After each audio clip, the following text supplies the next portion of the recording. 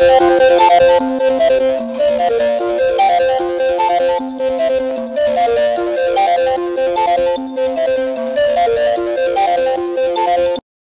Number 6 में कह रहे हैं कि both the blocks are given same velocity. हमने m और 4m को एक कॉमन वेलोसिटी से प्रोजेक्ट किया है, जहां पर m और 4m के बीच में रफनेस हाफ है, जबकि 4m और ग्राउंड के बीच में रफनेस 1 है।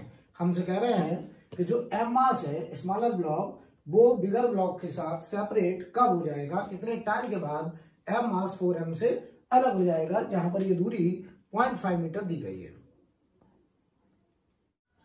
यहाँ पर सवाल में कहा गया कि दोनों एक कॉमन वेलोसिटी से प्रोजेक्ट किए गए।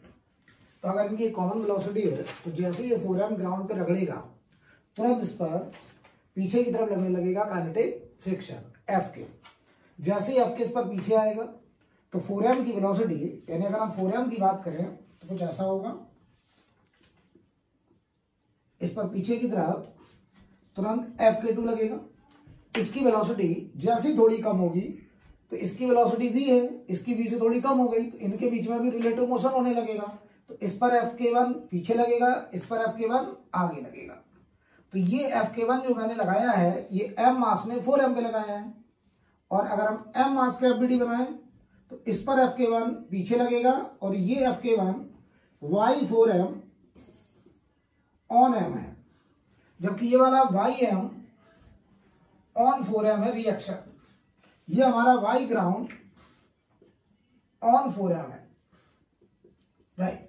चलिए एक एक का एफबीडी बनाते हैं। सबसे पहले m मास का अगर हम फ्री बॉडी डायग्राम बनाएं तो m मास पर जो नेट फोर्स है वो F1 है। तो F1 ने m मास को A1 दिया, तो बताइए F1 की वैल्यू होगी μ1 into N1 m into A1। तो μ1 की वैल्यू है हमारी हाफ, N1 है हमारा mg बराबर m इंटू A1।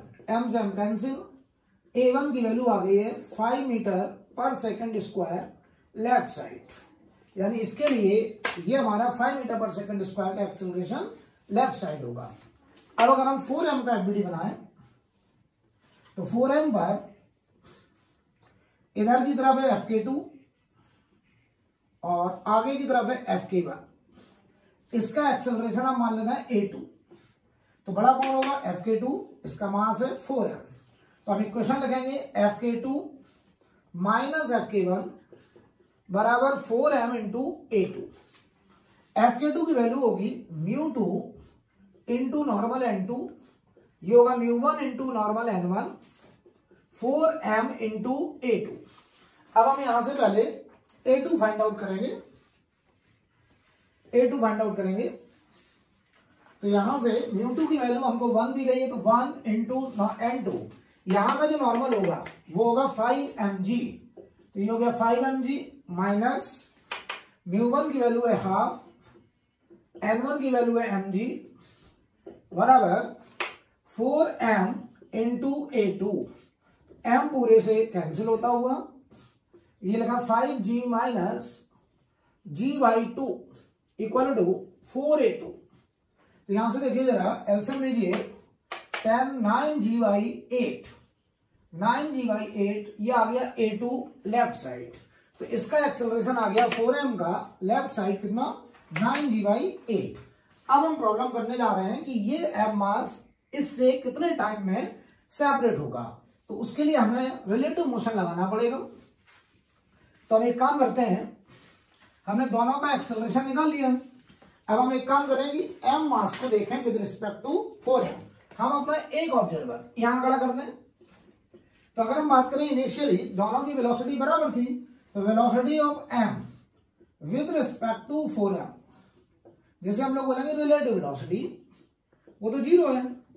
लेकिन अगर हम रिलेटिव एक्सेलरेशन की बात करें, यानी acceleration of m with respect to 4m, तो देखिए जरा ये आएगा 9g/8 में से g/2 मतलब 5 आया था वो सब्ट्रैक्ट करेंगे, और ये आएगा हमारा राइट साइड एक्सेलरेशन।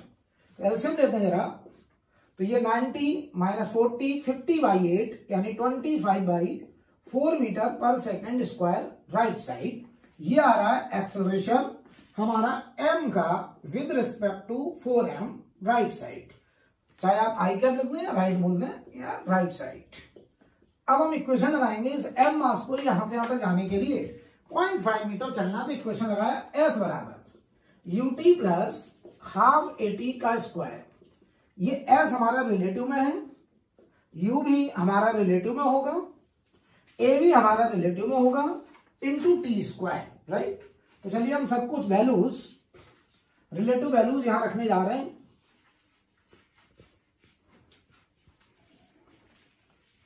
सारी वैल्यूज हमारे पास आ चुकी हैं।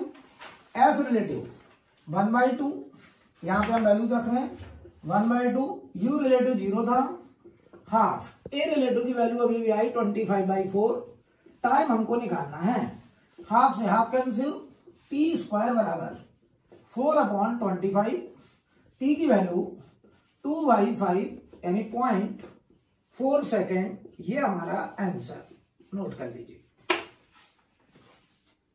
क्वेश्चन नंबर 7 में कह रहे हैं कि इस f की क्या रेंज हो, मतलब f की मिनिमम से मैक्सिमम वैल्यू तक हमको बताना कि f हम कहां से कहां तक वेरी करा सकते हैं। अल्फा एंगल पे आपको लगाना है ताकि ये जो m मास है ये वर्टिकल सरफेस के अगेंस्ट स्टैटिक इक्विलिब्रियम में रहे।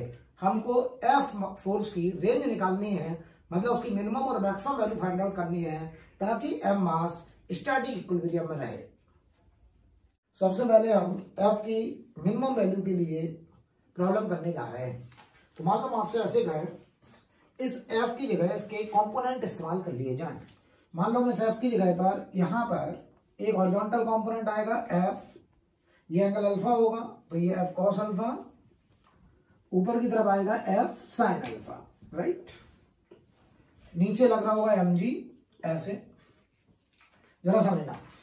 अब यहां पर हमें अगर f की मिनिमम वैल्यू निकालनी है तो इसका मतलब ये है कि f कम से कम इतना हो ताकि वो fs max का साथ दे। fs max जो है वो अभी इस लायक नहीं है कि अकेले mg को बैलेंस कर ले, तो ये f की हमें जरूरत पड़ रही मिनिमम, कि इस f की मिनिमम वैल्यू इतनी हो ताकि f sin alpha fs max का साथ दे और दोनों मिलकर के mg को क्या कर ले, बैलेंस, ताकि ब्लॉक डाउनवर्ड स्लाइड ना करने पाए। यानी जब हम मिनिमम के लिए प्रॉब्लम करेंगे तो just about to slip condition है, लेकिन ये कंडीशन किधर की तरफ है, नीचे की तरफ, यानी ये टेंडेंसी है डाउनवर्ड, राइट, और एक्सेलरेशन है 0। तो हम यहां इक्वेशन बनाएंगे कि f sin alpha plus fs max ने मिलकर के mg को बैलेंस किया। मैं फिर से एक बार रिपीट कर रहा हूं कि f मिनिमम के केस में हम बोलेंगे कि ये fs मैक्स अकेले mg को बैलेंस नहीं कर पा रहा है, इसीलिए हमें f के कंपोनेंट की मिनिमम जरूरत पड़ रही है ताकि ये fs मैक्स के साथ ऐड होकर के mg को क्या कर ले, बैलेंस। तो बताइए जरा, यहां पर वैल्यू रखते हैं f sin alpha plus fs max होगा म्यू इंटू नॉर्मल। बताइए यहां का जो नॉर्मल होगा, यहां से जो नॉर्मल रिएक्शन आएगा वो f cos अल्फा को बैलेंस करेगा। तो यहां पे हमने नॉर्मल की जगह है, अभी चलिए n लिख दे रहा है, इक्वल टू mg। ये देखिए f sin alpha plus mu into normal हो गया f cos alpha equal to mg। तो यहां से f कॉमन लिया, f की वैल्यू आ गई mg upon sine alpha plus mu cos alpha. ये हमारा f मिनिमम आ गया। इतना मिनिमम फोर्स तो हमें लगाना ही पड़ेगा, इसे आप लोग नोट करिएगा। 7 नंबर के सेकंड पार्ट में हमको f की मैक्सिमम वैल्यू निकालनी है ताकि ये मास इस वर्टिकल सरफेस के अगेंस्ट इक्विलिब्रियम में रहे। तो जरा समझते हैं, इस f का कंपोनेंट करेगा तो ये एंगल अल्फा होगा, इधर आया f cos अल्फा, इधर आया f sin अल्फा, नीचे क्या आ रहा है mg। जरा समझना, जब हम f मिनिमम के लिए सवाल कर रहे हैं तो fs मैक्स ऊपर लग रहा था और ये f sin alpha fs max के साथ मिलकर के mg को बैलेंस कर रहा था, जैसा हमने पार्ट ए में देखा। अब अगर हम f बढ़ाते जाएं तो एक समय ऐसा आएगा कि ये f sin अल्फा बढ़ते बढ़ते अकेले mg को बैलेंस कर ले, उस समय स्लाइड करने की टेंडेंसी 0 होगी। तो उस समय यहाँ फ्रिक्शन अवेलेबल है लेकिन लगेगा नहीं। हमने फोर्स और बढ़ाया, तो फोर्स और बढ़ाया तो स्लाइड करने की टेंडेंसी किधर हो गई, ऊपर, तो फ्रिक्शन तुरंत लगने लगे किधर की तरफ, नीचे की तरफ, स्टैटिक फ्रिक्शन। हम अपना फोर्स और बढ़ाते जा रहे हैं, मैक्सिमम की तरफ जा रहे हैं, हम फोर्स बढ़ाते जा रहे हैं तो स्लाइड करने की टेंडेंसी भी ऊपर की तरफ बढ़ती जा रही है, उसे रोकने के लिए फ्रिक्शन भी बढ़ता जा रहा है। लेकिन फ्रिक्शन के बढ़ने की एक लिमिट है जिसका नाम है एफएस मैक्स। तो हम अपना फोर्स यहां तक बढ़ाएं ताकि स्लाइड करने की टेंडेंसी को खत्म करने के लिए यहां जो फ्रिक्शन लगे वो लग जाए एफएस मैक्स। और इस केस में block just about to slip है, लेकिन एक्सेलरेशन कितना है 0। तो इस केस में जो टेंडेंसी है वो अप है और एफएस मैक्स किधर की तरफ लगेगा डाउनवर्ड। तो हम इक्वेशन लिखेंगे एफ साइन अल्फा ने बैलेंस करा है mg प्लस एफएस मैक्स को। तो यहां से देखिए F sine alpha is equal to mg plus mu into normal. तो F sine alpha is equal to mg plus mu into normal. Normal की जो वैल्यू होगी यहां से जो नॉर्मल आएगा वो बैलेंस करेगा एफ कॉस अल्फा को। तो ये हो गया एफ कॉस अल्फा। तो एफ की वैल्यू आ गई है mg upon sine alpha minus mu cos alpha. ये हो गया एफ का मैक्सिमम वैल्यू। तो हमारे पास जो आंसर आया है वो एफ हमारा मिनिमम से मैक्सिमम के बीच में कोई भी वैल्यू हम लगा के रखेंगे, हम देखेंगे कि हमारा ये ब्लॉक जो है वो इस सरफेस के साथ इक्विलिब्रियम में रहेगा, स्लाइड नहीं करेगा। नोट करिए क्वेश्चन नंबर 8 में हमसे कह रहे हैं इस एफ की मिनिमम और मैक्सिमम वैल्यू क्या हो। मतलब हम एफ कम से कम हो, ज्यादा से ज्यादा कितना लगा सकते हैं ताकि ये एम मास कैपिटल एम मास के साथ कंबाइंड मोशन करता रहे, मतलब ये इसके रिस्पेक्ट में स्लाइड ना करे। एम और कैपिटल एम के बीच में जो रफनेस है वो म्यू है, जबकि ग्राउंड और कैपिटल एम के बीच में कोई फ्रिक्शन नहीं है। ये हमारा क्वेश्चन है। सवाल में हमें एफ की मिनिमम और मैक्सिमम वैल्यू निकालनी थी ताकि दोनों कंबाइंड चले। तो एक बात बताइए, इनके बीच में जो फ्रिक्शन है वो कंबाइंड के लिए कैसा होगा इंटरनल।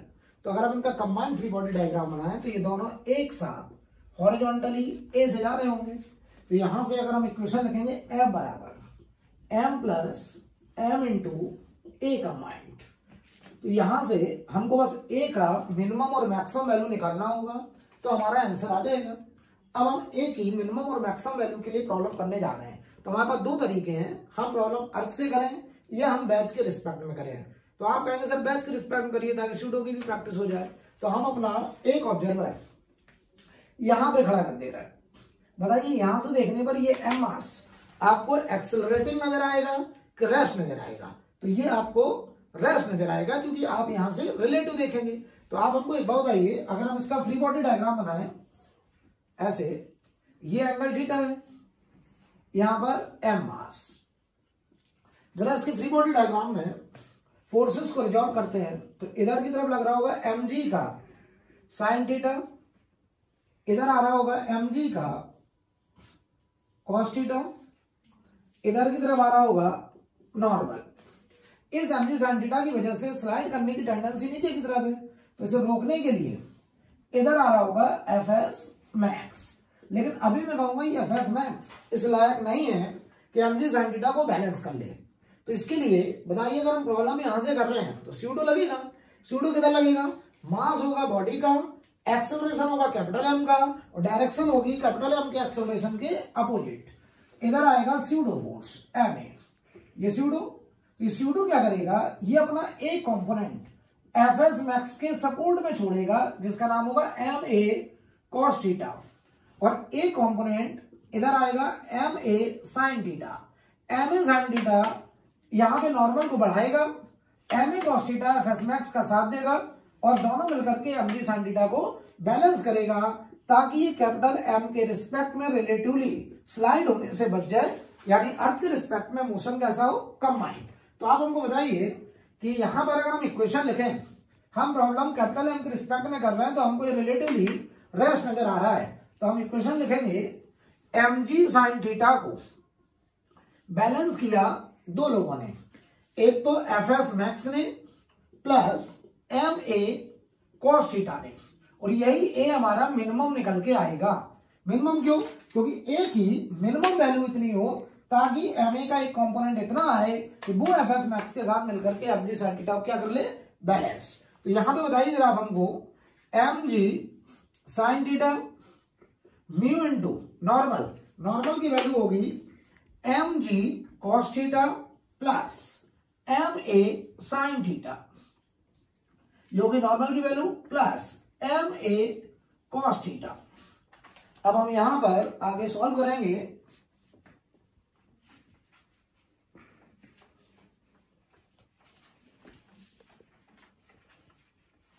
अगर हम यहां पे सॉल्व करें तो ए को हम यही रोक लें, बाकी इधर लाएं। तो यहां पे आ रहा है m g sine theta minus mu m g cos theta बराबर ए, अगर हम कॉमन ले लें यहां से तो ये बनेगा mu M sine theta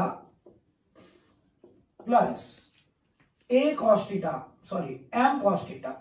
A बाहर हो गया, पूरे से एम हो गया कैंसिल।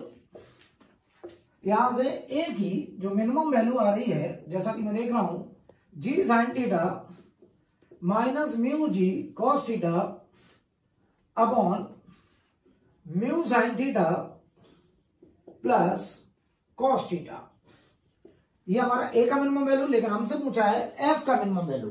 आप चाहें तो यहीं पे कॉस थीटा से डिवाइड कर दें। तो अगर कॉस थीटा से डिवाइड कर रहे हैं, जी कॉमन ले लें, तो sine by cos tan theta minus mu upon mu tan theta plus 1।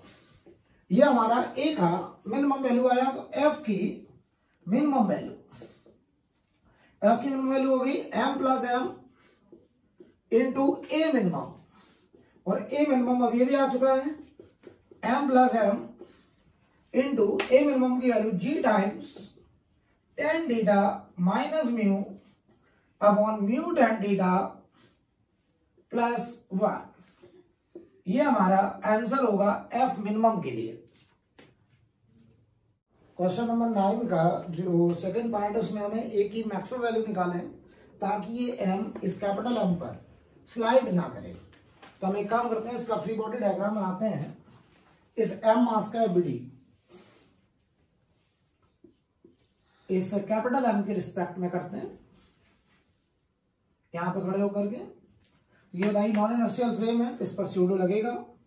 इधर आएगा एम जी का साइन थीटा, इधर आएगा एम जी का कॉस थीटा, इधर आएगा नॉर्मल, स्यूडो आएगा इधर की तरफ एम इंटू ए स्यूडो, और इसके कंपोनेंट करेंगे तो ये एंगल थीटा है एम ए कॉस थीटा, इधर एम ए साइन थीटा।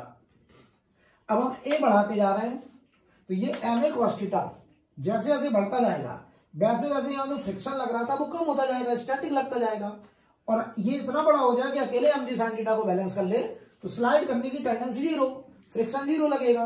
लेकिन हम ए और बढ़ा रहे हैं, तो जैसे जैसे ए और बढ़ेगा तो टेंडेंसी आ गई ऊपर की तरफ, तो रोकने के लिए फ्रिक्शन लगने लगेगा नीचे की तरफ। हम ए और बढ़ाते जा रहे हैं, इतना ए ज्यादा करते हैं कि टेंडेंसी इतनी बड़ी ऊपर की तरफ हो जाए कि ये block just about to slide हो अप द इंक्लाइन, यानी फ्रिक्शन एफ एस मैक्स लग जाए डाउन द इंक्लाइन। इस केस में अब हम कहेंगे कि यहां से जो ए निकलेगा वो मैक्सिमम निकलेगा, जिसमें टेंडेंसी अप द इंक्लाइंड है। तो इसके लिए इक्वेशन बनाने जा रहे हैं, तो हम बोलेंगे एम ए कॉस थीटा बराबर m g sine theta plus f s max. चलिए वैल्यूज रखते हैं, तो एम ए कॉस थीटा बराबर m g sine theta plus mu into normal, normal की वैल्यू है m g cos theta plus m a sine theta. हमको यहां से ए निकालना है, तो ए वाला टर्म एक तरफ लाए, एम कट गया तो यहां पे बचा आपका cos theta minus mu sine theta, m कटा रहे हैं, इक्वल टू ये बन गया आपका जाके mu G cos theta plus जी साइन थीटा, राइट। तो यहां से ए की मैक्सिमम वैल्यू आ गई है। आप जी चाहे तो कॉमन ले लें, तो mu cos theta plus sine theta upon cos theta minus mu sine theta. आप यहां पर चाहे तो टेन थीटा से कॉस थीटा से डिवाइड कर दें, सब कुछ टेन के टर्म्स में ला सकते हैं। तो यही हमारा जो आंसर आएगा वो ए की मैक्सिमम वैल्यू निकल के आ जाएगा। ए का maximum value g times mu plus tan theta, cos से मैं डिवाइड कर रहा हूं ऊपर नीचे, और यहां पर 1 माइनस म्यू टेन थीटा। ये हमारा ए का मैक्सिमम वैल्यू आया। लेकिन हमसे सवाल पूछा था एफ की मैक्सिमम वैल्यू, तो वो था answer m plus capital M into a max, और ए मैक्स हम लोग अभी अभी फाइंड आउट किए हैं। तो एफ मैक्सिमम जो है that is small m plus capital M into g times mu plus tan theta, नीचे 1 माइनस म्यू टेन थीटा। ये हमारा आंसर है, आप लोग इसको नोट कर लीजिए। क्वेश्चन नंबर 9 में कह रहे हैं कि एक block of mass 4 kg is pushed against a rough vertical wall with a force of 80 Newton, यानी 4 kg को 80 न्यूटन के फोर्स से प्रेस किया जा रहा है। यहां पर रफनेस वॉल एंड ब्लॉक के बीच में 0.5 है। कह रहा है another horizontal force 30 Newton is applied on the block in direction parallel to the wall। कह रहा है इस वॉल के पैरेलल में एक 30 न्यूटन का फोर्स और लगाया जा रहा है। कह रहा है क्या ये ब्लॉक मूव करेगा, अगर करेगा तो कितने एक्सेलरेशन से करेगा या किस डायरेक्शन में करेगा, ये भी पूछ सकते हैं। राइट, ये हमारा क्वेश्चन। इस सवाल में कहा गया एक हॉरिजॉन्टल फोर्स है 30 न्यूटन का, तो वो एक्चुअली हॉरिजॉन्टल फोर्स ऐसे लगाया जा रहा है, ऐसे। राइट, ये जो वॉल है, ये वॉल है, ये वाली साइड वॉल, तो इसके पैरेलल ऐसे एक हॉरिजॉन्टल फोर्स लगाया जा रहा है, जो कि बोर्ड पे हम नहीं दिखा सकते, तो उसे हम लोग इमेजिन करेंगे। राइट, तो चलिए इसका पहले हम लोग फ्री बॉडी डायग्राम बनाते हैं। अच्छा, ये जो फोर्स आएगा ये इस ब्लॉक को प्रेस नहीं कर रहा है, तो यहाँ पे प्रेस करने वाला फोर्स 80 न्यूटन है, तो यहाँ से जो नॉर्मल आएगा वो 80 न्यूटन होगा। तो हम पहले एक काम करें, यहाँ एफ एस मैक्स निकालना है कि कितना फ्रिक्शन अवेलेबल है। तो एफ एस मैक्स होगा म्यू एस इंटू नॉर्मल, और म्यू एस है हमारा 0.5 और नॉर्मल हो गया 80, तो ये हमारा हो गया 40 न्यूटन। राइट, इतना फ्रिक्शन यहाँ पर अवेलेबल है। अब हम बात करें जरा इस 4 kg पर, जरा फ्री बॉडी डायग्राम बनाएं। तो एक 30 न्यूटन ऐसे हम हॉरिजॉन्टल दिखा दे रहे हैं, हालांकि मैं क्लियर कर दूं ये 30 न्यूटन ऐसे है, इस साइड वॉल पर ऐसे पैरेलल लग रहा है, तो बोर्ड पे लेकिन ऐसे दिखा रहे हैं। इसका mg ऐसे लग रहा है 40 न्यूटन mg, और ये दोनों बताओ कितने एंगल पे है, 90। देखिए ऐसे लग रहा है हमारा कौन 30, और ऐसे लग रहा है कौन 40, और बताइए ये 80 न्यूटन ऐसे है जो कि ब्लॉक को इस साइड वॉल के साथ प्रेस कर रहा है। तो इनका रिजल्टेंट जो नेट फोर्स आ रहा है वो ऐसे आ रहा है एफ नेट 50 न्यूटन, और यही हमारा होगा टेंडेंसी ऑफ स्लाइडिंग। जो टेंडेंसी ऑफ स्लाइडिंग है वो 50 न्यूटन की है, लेकिन रोकने के लिए जो तैयार है जिसका नाम एफ एस मैक्स है वो 40 है। तो बताइए टेंडेंसी बड़ी है, रोकने वाला कम है, तो ये ब्लॉक पक्का क्या करेगा, एक्सेलरेट करेगा, स्लाइड करेगा, रुकने वाला नहीं है। तो अगर हम कहें ये वर्टिकल से कितने एंगल पे जाएगा, तो यहाँ tan थीटा अगर हम लगा दें तो tan थीटा बराबर 30/40 मतलब 3/4, यानी थीटा होगा 37 डिग्री इस एंगल पे। अब कहा जाए कितने एक्सेलरेशन से जाएगा, तो जिधर होगा नेट फोर्स उसके अपोजिट डायरेक्शन में ऐसे लग रहा होगा एफ के काइनेटिक फ्रिक्शन, और हम इक्वेशन लिखेंगे F minus F k is equal to M into a. तो एफ हमारा है 50, एफ के हमारा 40 ही होगा क्योंकि म्यू एस और म्यू के की वैल्यू सेम है, इक्वल टू 4 इंटू ए। तो ए की वैल्यू होगी हमारी 10/4 यानी कि 2.5 मीटर पर सेकंड स्क्वायर। ये हमारा आंसर नोट कर लीजिए आप लोग। क्वेश्चन नंबर 10 में एक यूनिफॉर्म चेन है जिसका लेंथ है L और मास दिया गया है M। हमसे कह रहे हैं इस चेन का मैक्सिमम पार्ट X कितना है जो एज से हैंग कर सकता है ताकि ये चेन नीचे स्लाइड होने से बच जाए। चेन और टेबल के बीच में रफनेस है न्यू। ये हमारा क्वेश्चन है। राइट, सवाल में चेन हमारा यूनिफॉर्म है, तो यहां पे हम लोग लीनियर मास डेंसिटी डिफाइन करेंगे। Linear mass density that is lambda mass per unit length. सबसे पहले एक बात देखते हैं कि ये चेन स्लाइड क्यों करना चाहता है, तो पुलिंग फोर्स देखते हैं कौन सा वो फोर्स है जो इस चेन को टेबल के नीचे पुल कर रहा है। तो पहले पुलिंग फोर्स या बोले टेंडेंसी, ये हमारा पुलिंग फोर्स है। या फिर इसी को हम लोग कह सकते हैं tendency of sliding, tendency of sliding. तो ये बताइए mg के बराबर है वो भी x लेंथ का mg, तो यूनिट लेंथ का मास है लैम्डा, तो x लेंथ का मास lambda into x into g, तो ये हो गया m/l इंटू x इंटू जी। अब जो टेबल पे लेंथ है ये लेंथ, ये वाली लेंथ अब हमारी टेबल पे जो पड़ी है वो l माइनस x लेंथ है, तो इस लेंथ पे पीछे की तरफ लग रहा होगा fs मैक्स, क्योंकि हमें just about to slip condition में बात करनी है कि स्लिप होने से बच जाए, मतलब just about to slip condition हो, लिमिटिंग कंडीशन हो। तो यहां पर fs मैक्स की जो वैल्यू होगी वो होगी म्यू इंटू नॉर्मल। अच्छा, नॉर्मल जो होगा वो केवल इतने mg की वजह से होगा जो टेबल पे पड़ा हुआ है, तो वो हमारा होगा lambda into lambda unit length का मास, ये लेंथ है l minus x into g, तो ये हो जाएगा हमारा mu m/l into l minus x into g.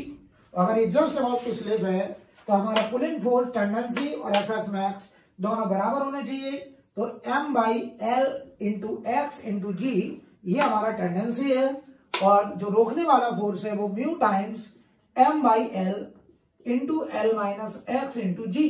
यहां से m/l इंटू जी पूरा कैंसिल होता हुआ हम देख रहे हैं यहां पर x कॉमन ले लो, तो इधर से 1 प्लस म्यू, इधर भी बच रहा म्यू l, तो हम देख रहे हैं यहां से सॉल्व करने पर x की value mu l upon 1 plus mu, x का वैल्यू आ रहा है mu l upon 1 plus mu. ये वो पार्ट है, मैक्सिमम पार्ट चेन का जो हैंग कर सकता है ताकि ये चेन टेबल पर स्लाइड ना करे, नोट कर लीजिए।